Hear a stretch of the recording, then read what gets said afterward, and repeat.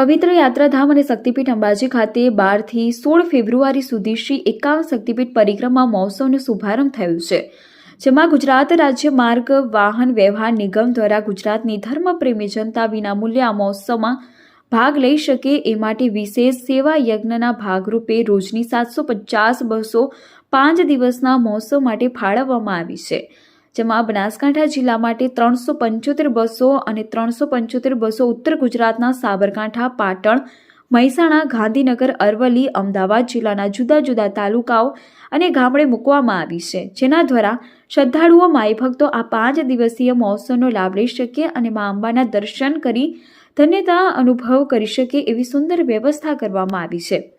આ અંગે માહિતી આપતા એસટી વિભાગના વિભાગીય પરિવહન અધિકારી શ્રી વિનોભાઈ ચૌધરીએ જણાવ્યું હતું કે અંબાજી યાત્રાધામનું મહત્વ દિન પ્રતિદિન વધી રહ્યું છે, જેમાં ભાદરવી પૂનમનો મેળો અને 51 શક્તિપીઠ મહોત્સવમાં દૂર દૂરથી શ્રદ્ધાળુઓ આવતા હોય છે। ભાવિક શ્રદ્ધાળુઓ વિનામૂલ્યે મુસાફરી કરી ધાર્મિક યાત્રા કરી શકે એ માટે એસટી વિભાગ પણ સજ્જ છે અને 5 દિવસીય શક્તિપીઠ મહોત્સવમાં એસટી વિભાગ દ્વારા 750 બસો અને 10 મીડી બસોની સુંદર વ્યવસ્થા કરી મુસાફરોને 51 શક્તિપીઠ સ્થળે પહોંચાડવાનું આયોજન કરાયું છે। ડ્રાઈવર અને કંડક્ટર સહિત 1600 કરતાં વધુ કર્મચારીઓ આ સેવા યજ્ઞમાં જોડાયા છે અને નિષ્ઠાપૂર્વક મુસાફર જનતાને કોઈ પણ જાતની તકલીફ ન પડે એ રીતે મુસાફરીની સવલત પૂરી પાડવામાં આવી રહી છે।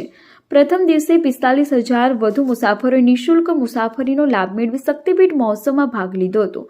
બસોના પરિવહન અંતર્ગત ગબ્બર તળેટી સુધી બસોનું સંચાલન કરવામાં આવ્યું છે, જેના થકી દર્શનાર્થીઓ મા અંબાના ખોળે પરિક્રમા પદ સુધી નિર્વિઘ્ન પહોંચી પરિક્રમા કરી પોતાના માદરે વતન પરત ફરે ત્યાં સુધીની સુંદર સુવિધા એસટી નિગમ દ્વારા ઉપલબ્ધ કરવામાં આવી છે।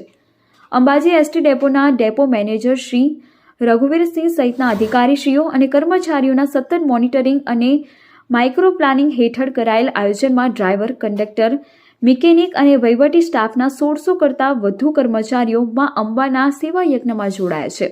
પત્રકાર નયનાબેન પરમાર, પાલનપુર, બનાસકાંઠા। 51 શક્તિપીઠ પરિક્રમા મહોત્સવ પાટોત્સવ ઉજવાઈ રહ્યો છે, જ્યારે દૂર દૂરથી ભાઈ ભક્તો 51 શક્તિપીઠની પરિક્રમા કરી ધન્યતા અનુભવશે।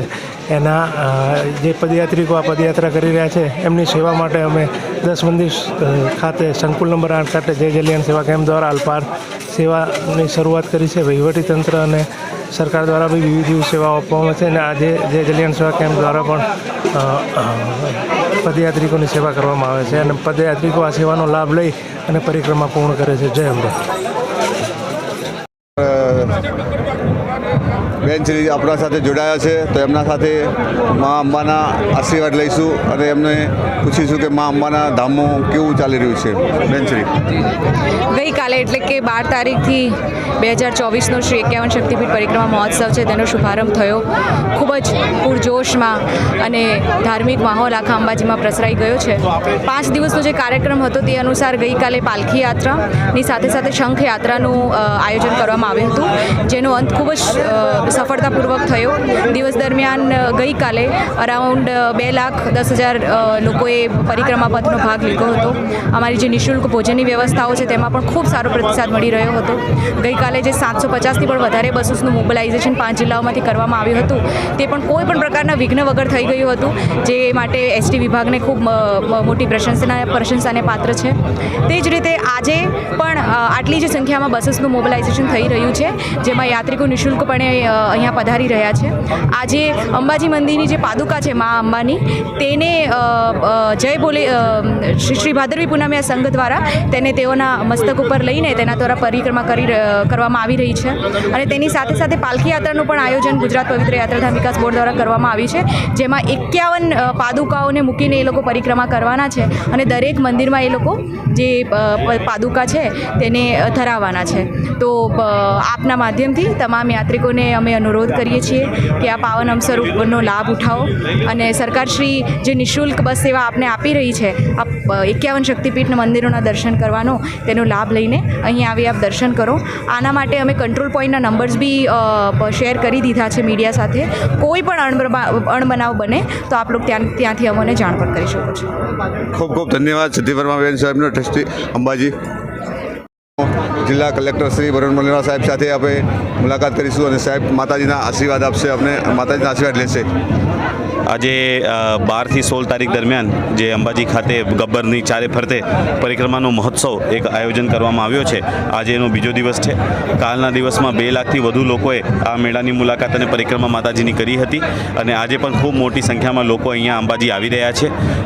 રોજ જે છે અલગ અલગ કાર્યક્રમો રાખવામાં આવ્યા છે. દાખલા તરીકે કાલે પાલિકા યાત્રા હતી, પાલકી યાત્રા હતી, આજે પાદુકા યાત્રા છે, કાલે ધ્વજા યાત્રા, પછી પરમ દિવસે મશાલ યાત્રા અને છેલ્લે મંત્રોત્સવ તરીકે પણ આપણે ઉજવણી રાખવાના છે. રોજ સાંજે સાંસ્કૃતિક કાર્યક્રમનું આયોજન કર્યો છે.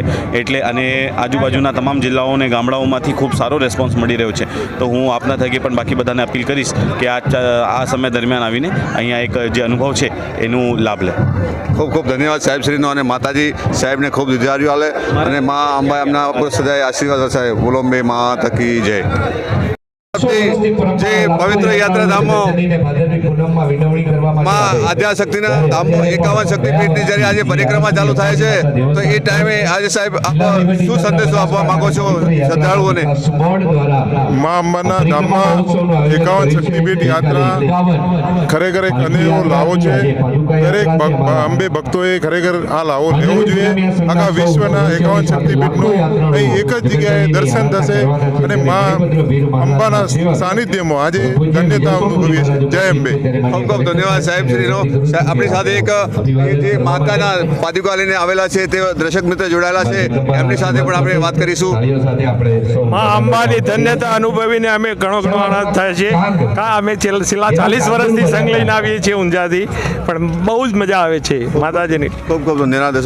મા અંબાની જે પાદુકા ઉપાડીને અત્યારે જે પોતાના સર ઉપર ધારણ કરીને બોલા છે તેવા બહેનશ્રીને પૂછીશું કે પોતાને કેવો અનુભવ થાય છે.